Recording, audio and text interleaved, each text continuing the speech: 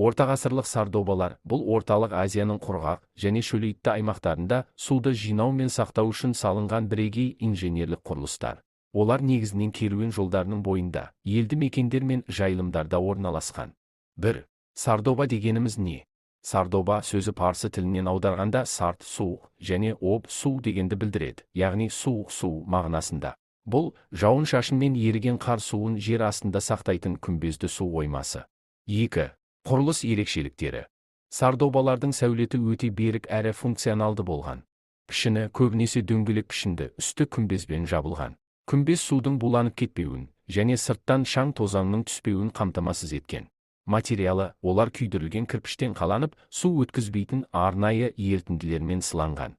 Тереңдігі, су сақталатын бөлігі жер астында 10-15 метр тереңдікке дейін жетуі мүмкін. Желдету күмбездің жоғарғы жағында немесе бүйірлерінде судың бұзылмауы үшін ауа айналымын қамтамасыз ететін тесіктер болған. 3. Қызметі және түрлері. Сардобалар тек су сақтап қана қоймай, оны табиғи жолмен салқындатып отырған. Олардың екі негізгі түрі болған. Жергілікті сардобалар, қалалар мен ауылдардың ішіндегі халықты сумен қамтуға арналған.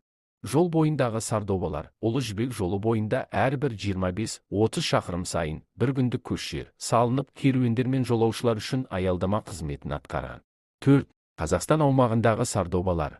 Қазақстанның оңтүстік өңірлерінде ортағасырлық сардобалардың қалдықтары жақсы сақталған. Ең танымалдары: Мырзашөл сардобасы, орта ғасырлардағы ірі гидротехникалық нысанның бірі.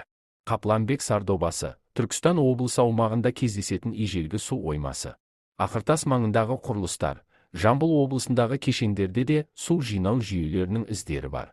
Жоғарыдағы мәліметтер мен суреттер жасанды интеллект бағдарламаларынан алынды. Көңіліңізден шықса лүпіл басып парақшама тіркеліп кетіңіз.